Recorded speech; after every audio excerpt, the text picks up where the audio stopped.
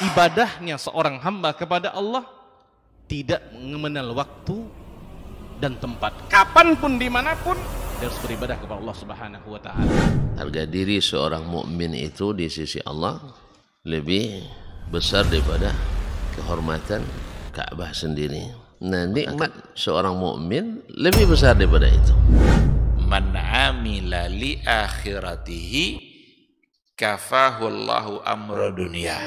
Barang siapa yang beramal untuk akhiratnya, Allah akan cukupkan baginya urusan dunianya. Berjuang dengan harta untuk membela agama Allah Subhanahu wa Ta'ala, hendaklah menjadi penopang terhadap dakwah ini, bukan sebaliknya yang menghalangi dakwah ini, tapi jadilah keluarga muslim yang menopang dakwah Islam. Kenikmatan dunia ini lebih remeh dari sekedar sayap seekor nyamuk. Tidak patut bagi seorang yang beriman bersedih ketika tidak mendapatkan kenikmatan dunia. Nabi SAW katakan, la tahkiranna 'anil ma'rufi syai'a walau an talqa akhaka biwajhin taliq. Jangan kamu pandang remeh suatu kebaikan walaupun sedikit. Apa sedikitnya? An talqa akhaka biwajhin taliq, muka senyum kepada saudaramu.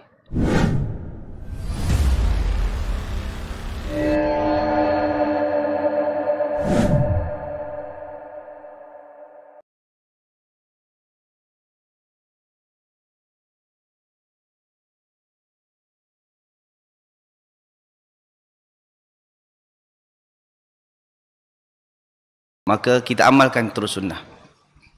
Tak ada apa, di tengah-tengah pun tak ada apa, tak ada masalah.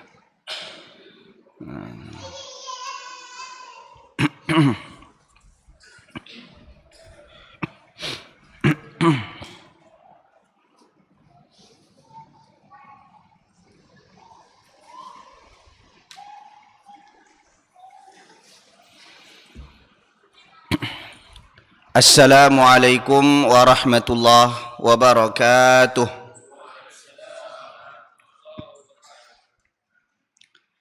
Alhamdulillah, alhamdulillahi rabbil alamin, wassalatu wassalamu ala ashrafil anbiya'i wal mursalin wa ala alihi wa ashabihi ajma'in.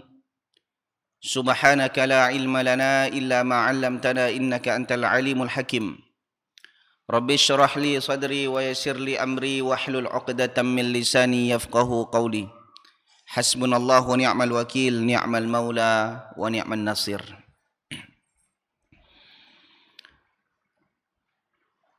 Muslimin dan muslimat, jemaah Masjid Jabal Rahmah rahimani Allah wa iyyakum.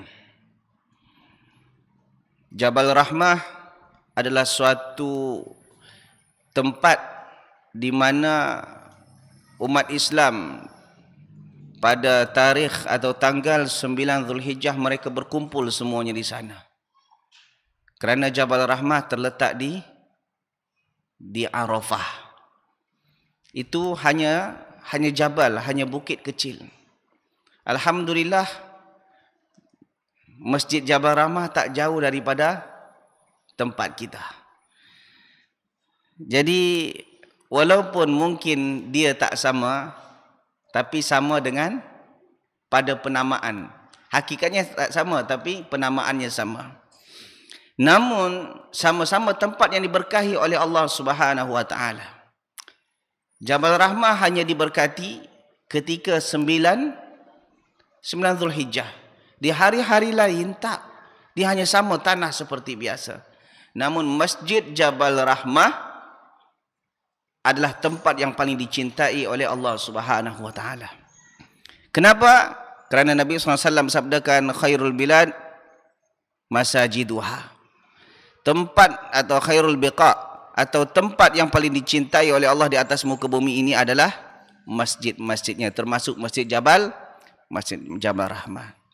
Dan kita mohon kepada Allah Subhanahu wa Ta'ala, mudah-mudahan kita yang hadir di sini termasuk orang-orang yang dicintai oleh Allah Subhanahu wa Ta'ala. Amin ya rabbal alamin. Salawat dan salam kepada Nabi kita Muhammad sallallahu alaihi wasallam dengan mengucapkan Allahumma salli ala Muhammad wa ala alihi wa ashabihi ajma'in. Setiap kali kita berselawat kepada Nabi, biasanya diiringi dengan juga selawat kepada ahli baitnya, ahli keluarganya dan juga para sahabat-sahabatnya. Kenapa? Kerana Nabi SAW berjuang bukan seorang-seorang. Nabi berjuang bukan sendiri, tapi dibantu oleh ahli baitnya, ahli keluarganya dan juga para sahabat. Kalaulah Nabi SAW berjuang sendiri, mungkin hari ini kita tak kenal Islam. Tapi dibantu oleh para sahabatnya, yang alhamdulillah Islam sampai di tempat kita, sampai di Pekanbaru. Kalaulah bukan asbab perjuangan mereka, mungkin hari ini kita menyembah berhala. Mungkin hari ini kita menyembah pokok-pokok kayu. Mungkin hari ini kita menyembah patung-patung. Alhamdulillah, kita diberikan oleh Allah Subhanahu wa taala hidayah, yang mana dengan hidayah tersebut kita dibimbing mengenal zat yang menciptakan kita, iaitu Rabbul Alamin. Dan itu juga yang selalu kita minta kepada Allah, ihdinas siratal mustaqim. Ya Allah, tunjukilah kami hidayah. Hidayah jalan yang lurus, jalan yang boleh selamat daripada neraka dan masuk ke dalam surga. Dan itulah kejayaan yang hakiki. Allah Subhanahu wa taala berfirman dalam surah Ali Imran, "Faman zuhziha 'anil nari wa udkhilal jannata faqad faz." Siapa yang selamat daripada neraka dan dimasukkan ke dalam surga, maka sungguh dia adalah orang yang faz, orang yang berjaya. Dan bahkan imam kita tadi pun membaca, innalil muttaqina mafaza. Sesungguhnya orang muttaqin, bagi orang muttaqin ada mafaza. Mafaza tempat kesenangan, tempat kejayaan, yaitu surga Allah Subhanahu wa taala. Yang mudah-mudahan kita yang hadir di sini, Allah Subhanahu wa taala bukan hanya kumpulkan kita di dunia, tapi juga dikumpulkan oleh Allah Subhanahu wa taala berjiran dengan Nabi Muhammad sallallahu alaihi wasallam di hari kiamat nanti. Amin ya rabbal alamin. Jemaah yang dikasihi oleh Allah Subhanahu wa taala, malam ini kita teruskan atau kita sambung kajian kita dalam hikmah kisah-kisah di balik kisah-kisah dalam Al-Quran. Hikmah di balik kisah-kisah dalam Al-Quran. Sebelumnya kita menceritakan tentang kisah Nabi Nuh alaihi salam, yang sampai ceritanya ketika Nabi Nuh berlabuh di Bukit Judi. Habis sampai di situ. Ketika semuanya dah selamat, kapal Nabi Nuh dah selamat berlabuh, maka ketika itu Nabi Nuh dan para pengikutnya dan ahli keluarganya ikut turun daripada kapal. Dan itulah yang bermula akan kita sembangkan, kita bincangkan pada malam ini. Dan ini dirakamkan oleh Allah Subhanahu wa taala. Dirakamkan oleh Allah dalam surah Hud ayat yang ke-45 sampai ke-49. Surah Hud ayat 45 sampai 49. Di mana Nabi Nuh alaihi salam ketika semuanya habis binasa ditimpa banjir, maka yang selamat adalah Nabi Nuh dan para pengikutnya yang ada di kapal. Nabi Nuh alaihissalam berdakwah berapa lama? 950 tahun. Dalilnya apa? Tak ingat. Walaqad arsalna Nuhan ila qaumihi falabitha fihim alfasanatin illa 50 ama. Fa'akhadhahumut tufan wa hum zalimun. Dalam surah apa tu? Surah Ankabut. Surah Al-Ankabut.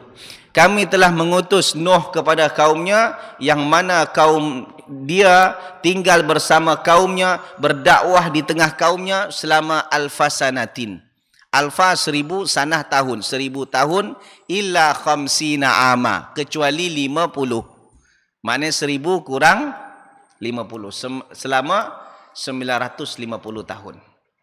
Yang ikut hanya 80 orang saja.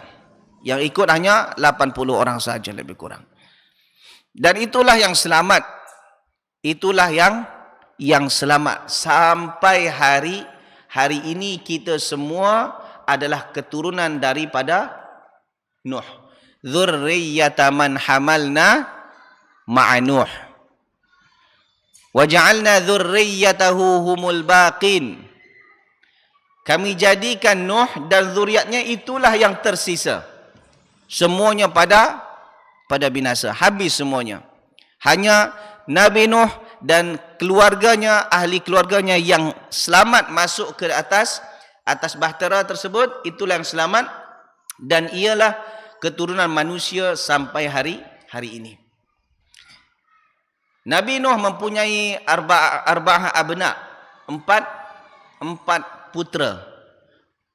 Pertama Yafith, Sam, Ham dengan Yam atau yang kita kenal dengan Kan'an. Yafith, Sam, Ham ini semuanya selamat ikut beriman dengan Nabi Nuh alaihi salam. Tapi yang Kan'an tak, dia tenggelam. Sehingga sebelum tenggelam itu Nabi Nuh kata apa? Ini kita cerita yang dulu yang sebelumnya jemaah supaya ingat balik. Irkab ma'ana wala takum ma'al kafirin. Naiklah bersama kami, mana berimanlah kau naik ke atas bahtera, kamu akan selamat. Anaknya ini sombong, dia katakan apa? Sa'awi ila jabal ya'simuni minal ma'. Aku akan lari ke gunung yang aku pasti akan selamat di sana. Nabi Nuh menjawab, la 'asimal yauma min amrillah illa man rahim. Pada hari ini takkan ada seorang pun yang selamat kecuali orang yang dikasihi oleh Allah, yaitu orang yang berada di atas bahteraku, itulah yang selamat, itulah yang dikasihi oleh Allah. Selain pada itu pasti binasa. Habis semuanya keturunan Nabi Adam, kecuali hanya tersisa Nabi Nuh dan para pengikutnya. Itulah sebabnya Nabi Nuh di dalam Sahih Bukhari disebutkan sebagai Abul Bashar Ats-Tsani, bapa manusia kedua. Bapa manusia pertama siapa? Nabi Adam. Bapa yang kedua? Nabi Nuh alaihissalam. Tapi kalau menurut teori Darwin, bapa manusia adalah monyet. Dialah tu sebenarnya monyet. Dia monyet, bukan kita. Dia monyet. Kita ni berasal daripada Nabi Adam. Tapi Nabi Adam terpecah di zaman Nabi Nuh, yang sebahagian keturunannya Nabi Adam meninggal, yang hanya selamat Nabi Nuh dan keturunan sampai sekarang. Siapa tadi? Yafith, Ham, Sam, Kan'an. Okey. Ketika semuanya selamat, tapi Kan'an tak selamat, bagaimanapun tetap perasaan seorang ayah masih meninggalkan belas kasihan kepada anaknya. Sehingga Nabi Nuh alaihissalam berdoa dan memohon kepada Allah. Dirakamkan oleh Allah, wa nada nuhur rabbahu faqala rabbi inna bani min ahli wa inna wa'dakal haqqu wa anta ahkamul hakimin. Wa nada nuhur rabbah, Nabi Nuh berdoa kepada Tuhannya. Lihat, Nabi Nuh berdoa kepada Tuhannya. Ini direct ke ada perantaraan? Tahu direct? Langsung atau ada perantaraan? Langsung.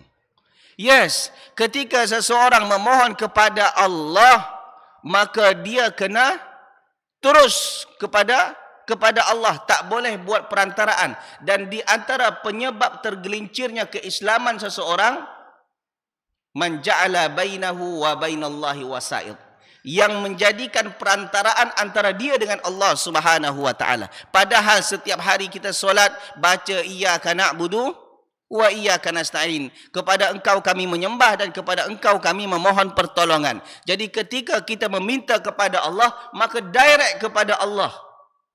Kenapa pakai perantaraan? Apatah lagi perantaraan kepada kubur-kubur, kononnya kubur-kubur wali, kononnya kubur-kubur fulan dan fulanah. Nak buat apa?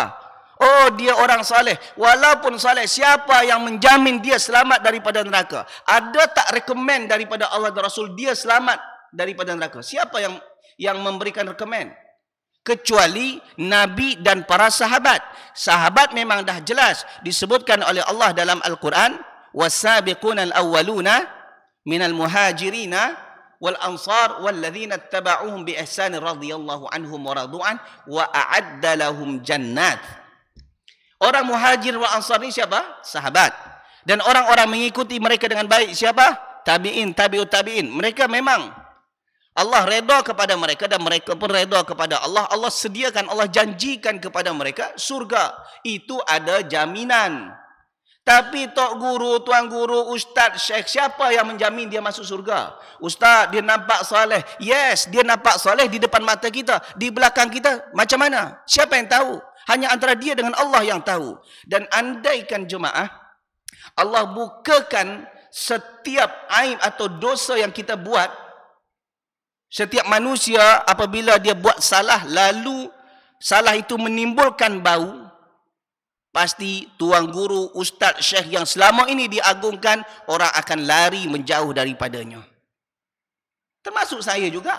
Termasuk tuan-tuan dan puan-puan semuanya. Sama je kita semua. Jadi di antara besarnya nikmat Allah Subhanahu wa taala bukan dalam bentuk wang, tapi dalam bentuk ampunan dan Allah tutup aib. Berapa banyak orang yang uangnya, berapa ramai orang yang uangnya banyak, pangkatnya tinggi, dia dapat jadi jawatan menteri, presiden, perdana menteri, raja, tetapi Allah bukakan aibnya. Yang dulunya dihormati oleh orang, yang ketika jalan disediakan karpet merah, sekarang masuk dalam penjara. Allah bukakan aibnya satu persatu, satu persatu. Nak ke kita macam tu? Apalah arti duit banyak, pangkat yang tinggi, lepas tu Allah bukakan aib kita? Tak. Jadi nikmat yang besar, apa dia? Allah tutupkan aib kita. Jadi ketika kita mohon pada Allah, Rabbighfirli, ya Allah ampunkanlah dosaku. Maksudnya bukan hanya sekedar dosa yang diampunkan, iaitu kita minta sekali include dengan ditutupkan aib. Sebab orang respect kepada kita hari ini bukan kerana kita manusia yang perfect. Siapa di antara kita yang tak punya aib, jemaah? Pasti ada. Syekh-syekh itu tak ada aib. Ada aib. Tuan guru, ustaz-ustaz Islam dihormati yang kononnya orang kata dia wali. Pasti ada aib. Allah tutup je tu. Dan tak ada rekomen dari Allah dan Rasulnya dia selamat daripada azab Allah. Lepas tu kepada dia juga meminta. Ini adalah satu kesalahan yang besar. Dan perkara ini yang pernah berlaku di zaman Nabi Muhammad sallallahu alaihi wasallam. Kaum Quraisy, mereka bukan tak kenal Allah. Saya selalu sebut yang ni. Wala in sa'altahu man khalaqas samawati wal ard. Wala in sa'altahu man khalaqas samawati wal ard. Wa sakhkhara asy-syamsa wal qamara la yaqulun Allah. Jika engkau tanya mereka dalam surah apa ni? Ankabut. Jika kamu tanya mereka, siapa ciptakan langit, siapa ciptakan bumi, siapa menundukkan matahari bulan, mereka akan jawab Allah. Wala in sa'altahu man nazzala minas sama'i ma'an fa ahya bil arda ba'da mautiha. La yaqulun Allah. Jika engkau tanyakan kepada mereka siapa menurunkan hujan daripada langit, mereka akan menjawab Allah. Mereka percaya dengan Allah, kaum Quraisy ni. Tetapi ketika mereka meminta kepada Allah, mereka bukan terus meminta kepada Allah, tapi mereka meminta sebagai jadikan sesuatu perantaraan kepada Allah. Siapa yang mereka sembah? Itulah Mana, Lata, Uzza, Hubal dan semisalnya. Ketika ditanya kenapa engkau menyembah mereka, mana abuduhum, kami tak menyembah mereka pun illa liqarribuna ilallahi zulfa. Mereka menjawab apa? Kami tak menyembah mereka pun, hai Muhammad. Kenapa engkau salahkan kami? Kami tak sembah pun mereka. Kami menyembah Allah, tapi kami jadikan berhala-berhala ini supaya wasilah boleh mendekatkan kami kepada Allah. Jadi kalau kami memohon kepada Allah melalui dia, mudah-mudahan cepat sampai kepada Allah. La haula wala quwata illa billahil aliyyil azim. Akhirnya apa? Inilah yang menyebabkan mereka kufur. Wa iyyaka nasta'in. Padahal kita meminta hendaklah terus kepada Allah. Iblis sendiri pun, rajanya syaitan, ketua syaitan, dia tahu ketika meminta dia terus kepada Allah, dia tak meminta kepada malaikat Jibril. Takkan itu pula kita kalah daripada iblis? Ketika iblis dikeluarkan daripada surga, apa yang diminta? Rabbi fa'anzirni ila yaumi yub'atsun. Ya Allah, tangguhkan umurku sampai hari kiamat. Dia minta pada siapa ni? Pada Allah. Kenapa dia tak katakan, wahai Jibril, engkau kan dekat dengan Allah, engkau ni memang dipuji Allah, tolong mintakanlah pada Allah. Wahai Jibril, mintalah. Tak. Dia terus pada Allah. Dan Tuhan di Pekanbaru, Tuhan di Indonesia, Tuhan di Mekah, semuanya sama. Tuhan yang sama. Oleh sebab itu sangat bodohlah orang ketika berada di suatu tempat, dia risau kalau rezekinya sempit. Tuhan kita di sini sama, di tempat lain sama. Dan itu yang saya tanamkan kepada ahli keluarga saya. Ketika saya di Madinah, saya bawa isteri saya, anak saya kan lahir 2 orang di sana. Masa di Madinah tu, mula-mula isteri saya pun rasa takut. Macam mana ni kita hidup di negara orang? Tambahlah, kalau duit di sana pun tinggi kan? Saya katakan, kenapa takut risau sangat?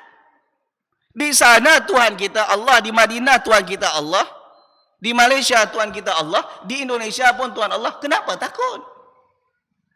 Kalau Allah bagi rezeki, kepada kita, walaupun dalam keadaan susah rezeki kita masih ada, pasti Allah masih hidupkan kita. Kalau seandainya dah habis rezeki kita, Allah pasti akan matikan kita. Tengok berapa banyak raja-raja, raja-raja yang tak kurang uang sedikit pun, tapi mati juga sebab rezekinya dah habis. Jadi kenapa takut? Jadi mintalah kepada Allah Subhanahu wa taala. Dan ini yang dibuat oleh Nabi Nuh. Wa nada Nuhur rabbah. Nabi Nuh minta kepada Tuhannya. Apa yang dia minta? Faqala rabbi inna bani min ahli. Ini bahasa lembut sebenarnya. Ya Allah, itu anakku itu, Kan'an itu adalah keluargaku. Wa inna wa'dakal haqq wa anta ahkamul hakimin. Janji engkau itu benar. Maksudnya apa? Sebab Allah berjanji kepada Nabi Nuh bahawa dia dan keturunannya, ahli keluarganya selamat. Dia dan keturunannya adalah selamat. Jadi Nabi Nuh katakan, itu juga anakku ya Allah. Jadi seakan-akan, kalau boleh dia sekalilah ampunkan. Walaupun dia tak beriman, ampunkanlah sekali. Itulah bahasanya. Dia tak kata, ya Allah ampunkan dosanya. Tak.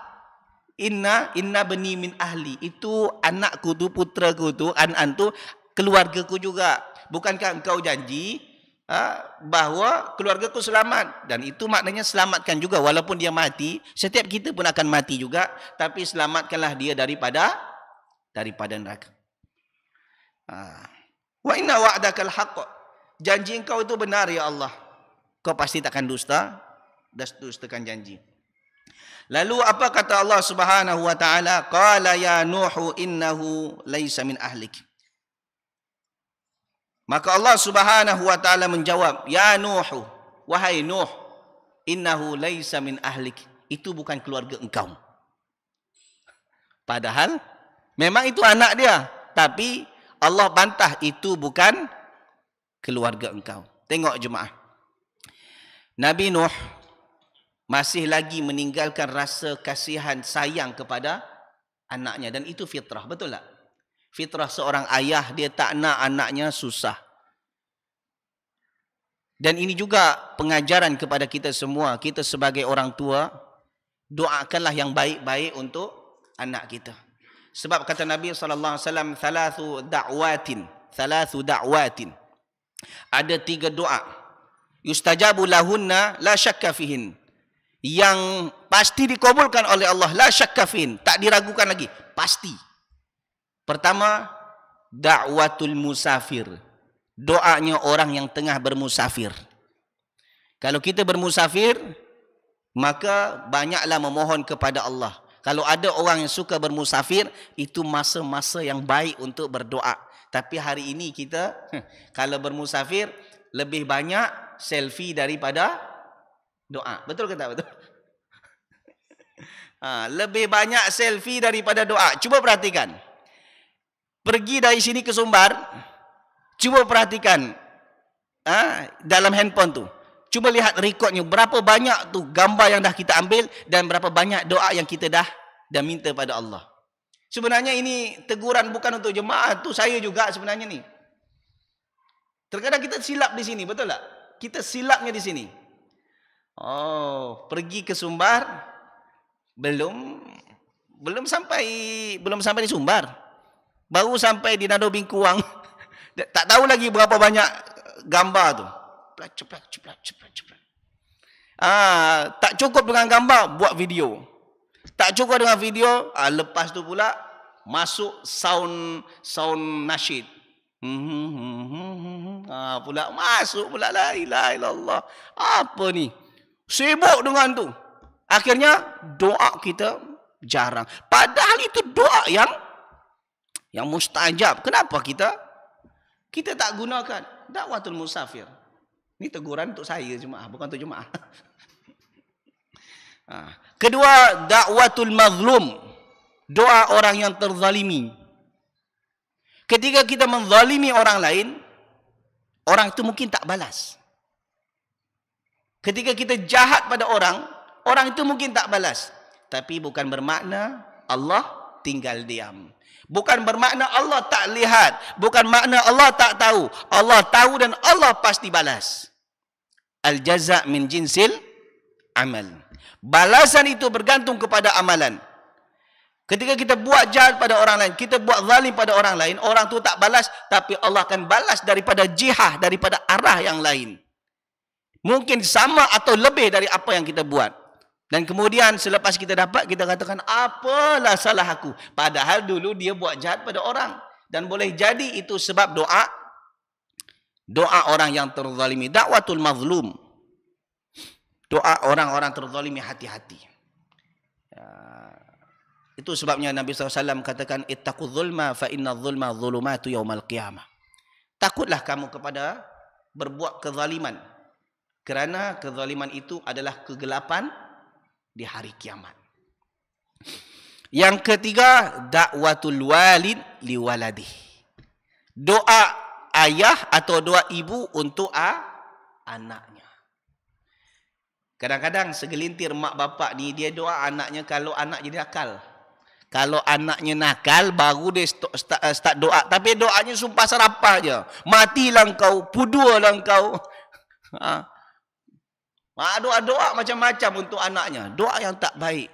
Jemaah, jangan ingatkan itu doa, sembarang doa. Kita risau ketika mulut doa yang keluar daripada ibu bapa untuk anaknya dan ternyata doa itu tak baik, dia aminkan malaikat, risau kita anak kita jadi celaka di masa yang akan datang.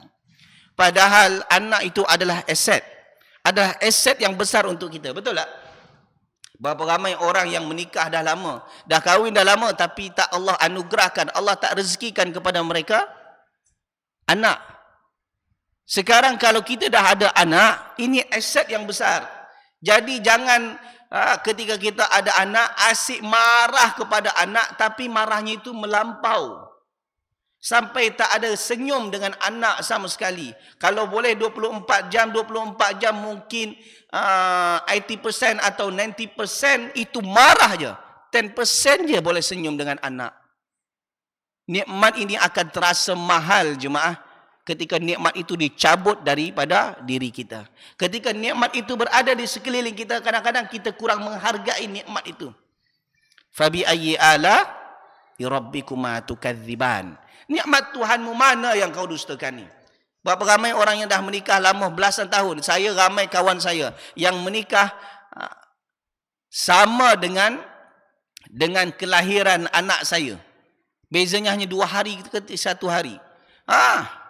Anak saya sekarang dah hampir masuk tingkatan 2. Maknanya kelas 8 hampir kelas 7 masuk kelas 8, dekat kelas 8 lagi. Sama dulu. Dia menikah, anak saya baru lahir. Tapi sekarang anak saya dah besar, yang dia belum punya anak lagi. Ada kisah jemaah dan ini nyata. Saya tak sebut namanya dan ini orang terdekat saya. Seorang lelaki menikah dengan seorang perempuan. Alhamdulillah. Yang terisau ni lelaki kahwin dengan lelaki. Dia nikah dengan perempuan. Ternyata tak punya anak. Lepas tu, nikah sekali lagi. Tak punya anak juga. Nikah sekali lagi. Tak punya anak juga. Dah berapa tu? 3. Cepat ngitung 3. Nikah sekali lagi dah 4. Tak punya anak juga jemaah. Tak punya anak juga. Duit banyak. Dia risau juga macam mana duit banyak tapi tak punya anak.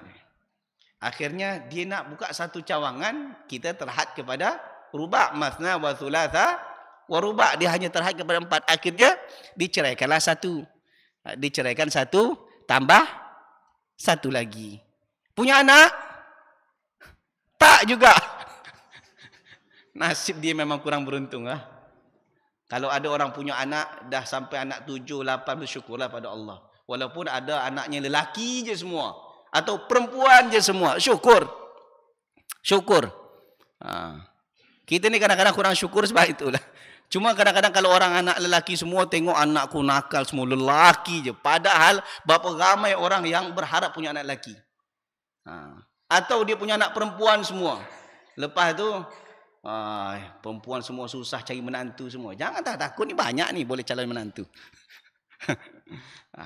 Jadi jemaah dikasihi oleh Allah. Akhirnya kali ke-6 dia menikah. Diceraikan lagi kali ke-6. Yang ke-6 itu dia doa pada Allah. Ya Allah, berikan aku rezeki anak. Apapun janji aku dapat anak. Apapun bentuknya, apapun keadaannya, yang penting aku punya anak. Boleh faham tak maksudnya? Akhirnya Allah karuniakan anak dari yang ke-6 ini. Tapi qadarullah anaknya OKU. Tahu OKU? Tak. Kalau kata orang Malaysia OKU, apa ni? Orang kurang upaya. Cacat. Cacat dia. Anaknya kakinya tak boleh lah. Cacat. Kakinya panjang sebelah, lepas tu kaki sebelah lagi tu pun cacat, betul cacat. Tapi dia tetap bersyukur. Walaupun dia seorang je, walaupun cacat, tahu apa? Oh, ternyata harta warisan banyak dapat dia. Dia seorang je dapat. Dia seorang je, anak dia. Isteri dia. Isteri itu dah dulu mati daripada bapak dia. Dah. Dia yang paling banyak dapat harta pusaka jemaah. Tengok. Jadi kalau kadang-kadang rezeki ni kalau dah ada di tempat kita, kadang-kadang kita kurang menghargainya. Azan? Belum kan?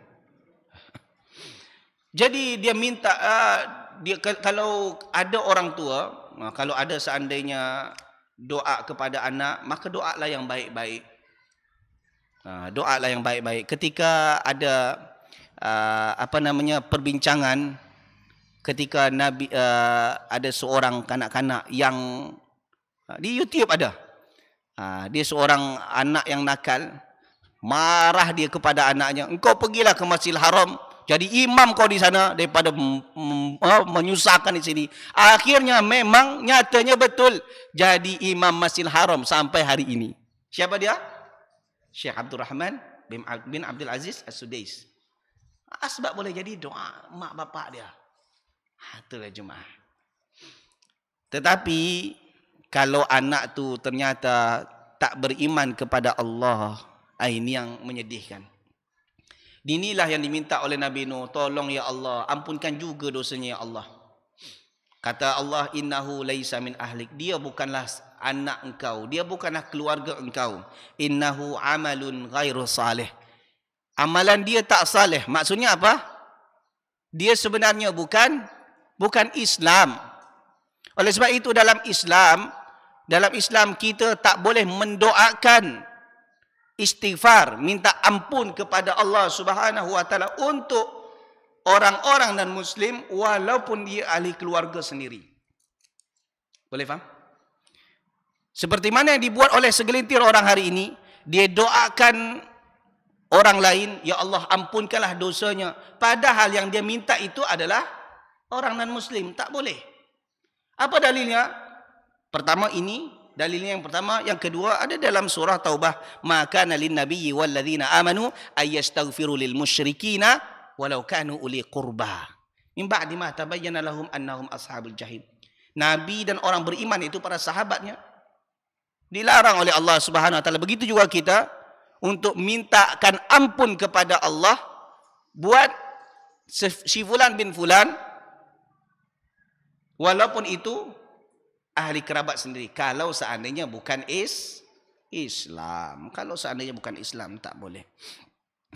Walaupun hanya sekedar perkataan menghibur. Seperti seseorang mengatakan kepada orang non-Muslim yang meninggal, rip. Tahu rip? Pernah dengar tak rip? Jemaah pernah dengar rip? Jemaah si baca Quran je tak pernah tengok social media. Rip, tahu rip? Rest in peace. Rest in peace.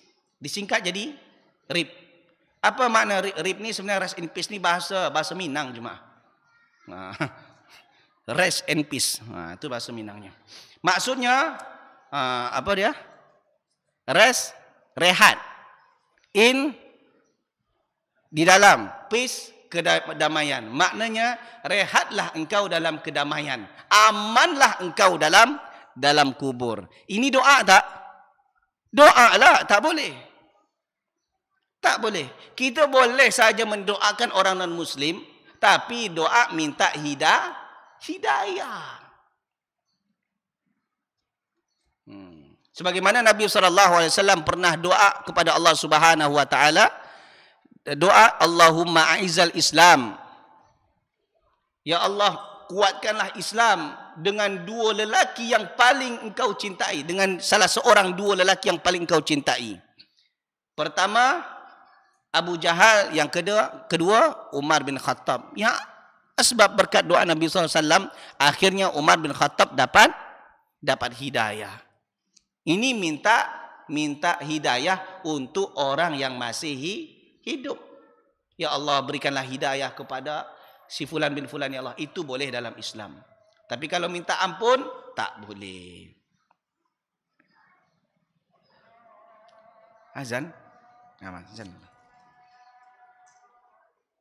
Akhirnya dia pun memohon perlindungan kepada Allah Subhanahu wa taala daripada meminta sesuatu yang dia tak ada ilmu pengetahuan tentangnya. Lalu dia memohon ampun kepada Allah, wa illa taghfirli, kalau engkau tak ampunkan dosaku ya Allah, wa tarhamni, dan kau rahmati aku ya Allah, la akunanna minal khasirin.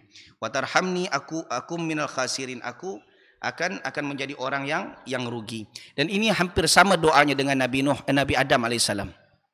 Ketika Nabi Adam dan istrinya Hawa dikeluarkan daripada surga, dia doa apa? Qala rabbana zalamna anfusana wa illam taghfir lana wa tarhamna lanakunanna minal khasirin. Mereka berdua berkata, iaitu Nabi Adam dengan istrinya Hawa, ya Allah, kami telah menzalimi diri kami, wa illa, jika engkau tak ampunkan dosa kami, wa tarhamna, engkau tak rahmati kami, maka kami akan menjadi orang yang rugi. Sama juga, wa illa taghfirli wa tarhamni akum minal khasirin. Kalau engkau tak ampunkan dosaku, engkau tak rahmati aku, maka aku akan jadi orang yang rugi. Lepas tu juga ketika kapal itu berlabuh, maka Nabi Nuh diperintahkan, qila ya Nuh bitu bisalamin minna. Hai Nuh, turunlah dengan selamat. Engkau dan keturunan kau selamat. Dan keberkatan ke atas kau, wa barakatin alaik wa ala umami mimman ma'ak. Bukan hanya kepada engkau, tapi kepada orang yang ikut sekali dengan engkau. Tapi nanti keturunan engkau ada yang wa umamun sanumatti'uhum. Nanti ada keturunan engkau yang memang hidupnya glamour, hidupnya senang, tapi mereka lalai daripada mengingat Allah. Tapi balasannya apa? yamassuhum minna adzabun alim. Mereka akan mendapat azab yang pedih. Lalu Allah Subhanahu wa taala tutup kisah ini dengan tilka min amba'il ghaibi nuhiha ilaik. Itulah cerita-cerita yang kami wahyukan kepada engkau wahai Muhammad. Ini adalah pembenaran kerasulan Nabi SAW. Kerana dari mana Nabi tahu cerita ini? Ini kan ayat ni disampaikan oleh Nabi, kan disampaikan oleh malaikat Jibril, dan Nabi Muhammad diterima oleh Nabi Muhammad, dan Nabi Muhammad sampaikan kepada para sahabat. Betul? Sampaikan kepada sahabat kalau ini wahyu dari Allah. Nabi tak pandai baca, tak pandai menulis, tak ada library, tak ada maktabah perpustakaan. Nabi tak pandai baca. Dari mana Nabi tahu kisah ini secara tafsil, secara detail? Kalau bukan yang menciptakan alam ni bagi tahu. Siapa dia? Allah Subhanahu wa taala. Tilka min amba'il ghaibi nuhiha ilaik. Itulah cerita yang kami wahyukan kepada engkau. Ma kunta ta'lamuha anta wala qaumuka min qabli hadha. Engkau dan kaum kau tak tahu pun cerita ni sebelumnya. Tapi aku yang bagi tahu, kata Allah. Dan ini juga hiburan bagi Nabi Muhammad SAW ketika Nabi Muhammad. Jadi jemaah, ketika kalau kita lihat kisah-kisah dalam Al-Quran, kisah-kisah Nabi, sebenarnya yang pertama adalah hiburan untuk Nabi. Nabi itu adalah orang yang mahbub, orang yang sangat dicintai oleh kaumnya. Tapi ketika berdakwah mengajak umatnya kepada tauhid, dia dimusuhi. Dia sedih. Ketika sedih, maka datanglah berita-berita atau kisah-kisah Nabi-Nabi terdahulu. Bukan engkau je Muhammad. Semua Nabi-Nabi yang membawa risalah yang sama pasti akan dimusuhi, pasti akan dibenci, pasti akan diusir. Maka fasbir, sabarlah engkau. Innal aqibata lil muttaqin. Sesungguhnya akibat yang baik untuk orang yang bertakwa.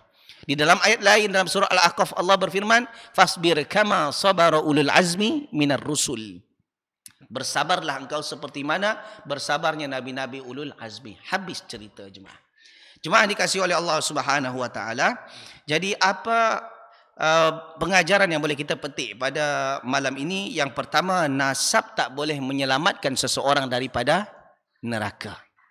Nasab tak boleh menyelamatkan seseorang daripada neraka. Kerana hari ini jemaah, ada segelintir orang bangga kalau dia nasabnya menyambung sampai ke Rasulullah sallallahu alaihi wasallam. Bangga tak? Bangga. Kalau saya pun jadi dia, pasti bangga juga. Cuma masalahnya dia bangga pula buat maksiat. Kemudian di backup oleh ustaz-ustaz yang lain. Satu keturunan Nabi yang bermaksiat, ahli maksiat lebih baik daripada 70 alim ulama katanya. Inna lillahi wa inna ilaihi rajiun. Dan ini disebut dalam YouTube. Dalam YouTube pun disebut macam ni. Satu Habib, satu keturunan Nabi yang maksiat, yang jahil, itu lebih baik daripada 70 ulama yang warak, yang ahli ibadah. Wow. Seronoknya dia cakap.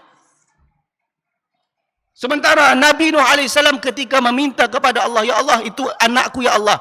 Innahu laisa min ahlik. Itu bukan anak engkau. Jadi kalau zuriat Nabi SAW, zuriat siapapun, kalau seandainya tak bertakwa kepada Allah, maka tak ada jaminan dia dari selamat daripada neraka Allah Subhanahu wa taala. Bahkan Nabi SAW pernah bercakap kepada anaknya Fatimah, ya Fatimah, ittaqillah, takutlah engkau pada Allah. Maksud takut apa? Mentaati perintah Allah dan Rasulnya, meninggalkan apa yang dilarang oleh Allah dan Rasulnya.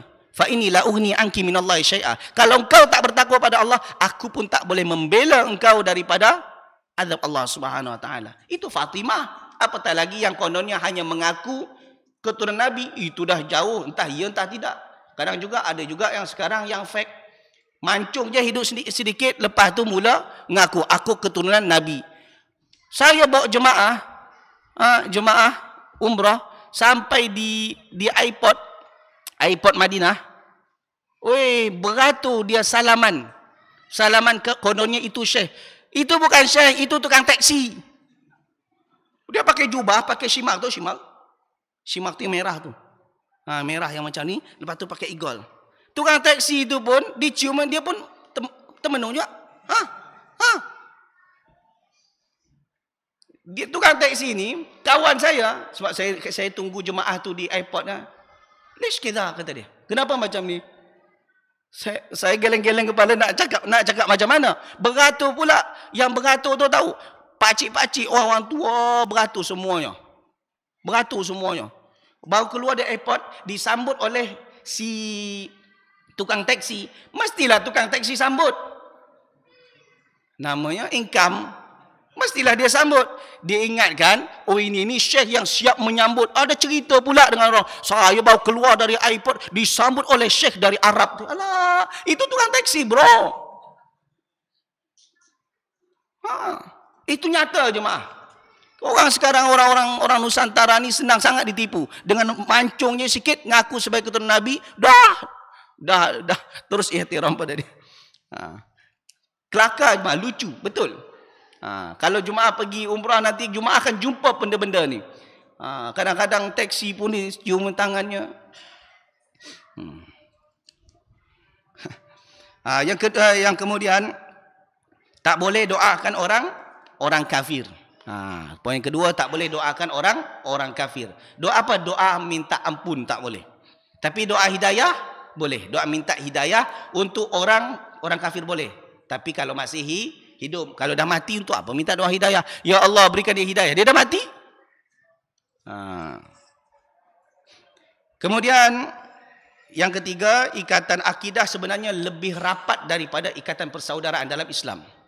Ikatan akidah itu dalam Islam lebih rapat berbanding dengan ikatan persaudaraan. Yang terakhir jemaah, bahawa seseorang yang bersabar di atas agama Allah Subhanahu wa taala.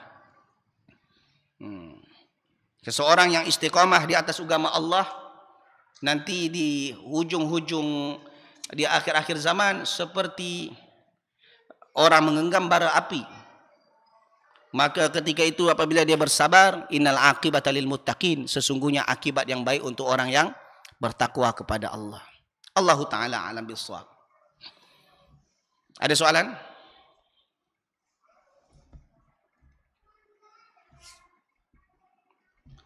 Ada pertanyaan? Tak ada? Okey.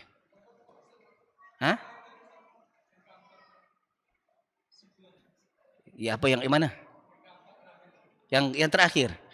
Seseorang yang memegang sunnah di akhir zaman sama seperti menggenggam bara api. Itu kata Nabi SAW. Kaqabidil alal jamr. Kaqabidil jamr. Seperti seseorang yang memegang bara api. Tahu macam mana bara api? Kalau dipegang, panas. Terbakar tangan. Kalau dilepaskan, hilang dia. Jatuh. Islam macam juga. Kalau kita pegang, kita rasa sakit. Tapi kalau kita lepaskan, mati kafir kita. Tapi kesabaran itu tetap akan berbuah manis. Fasbir. Sabarlah, innal aqibata lil muttaqin. Sesungguhnya akibat yang baik untuk orang yang bertakwa. Cabaran kita, ujian kita dalam Islam ni taklah seberat ujian Nabi Nuh AS. Jadi inna idzamal jaza' ma idzamil bala. Besarnya pahala bergantung kepada besarnya ujian. Wa inna Allah Ta'ala idza ahabba qauman ibtalahum. Sesungguhnya Allah kalau mencintai satu kaum, maka Allah akan uji mereka. Faman radiya falahu ridha. Siapa yang redha maka Allah pun redha kepadanya. Wa man sakhita falahu sukht. Siapa yang murka kepada Allah, mengumpat pada Allah, maka Allah pun murka kepadanya. Allah Taala alam bisawab. Nampak tak ada soalan? Itu saja yang boleh saya kongsikan pada malam ini yang betul datang dari Allah. Silap salah berpunca daripada kebodohan dan kejalanan saya sendiri. Subhanakallah bihamdik. Asyhadu an la ilaha illa anta astaghfiruka wa atubu ilaik. Assalamualaikum warahmatullahi wabarakatuh.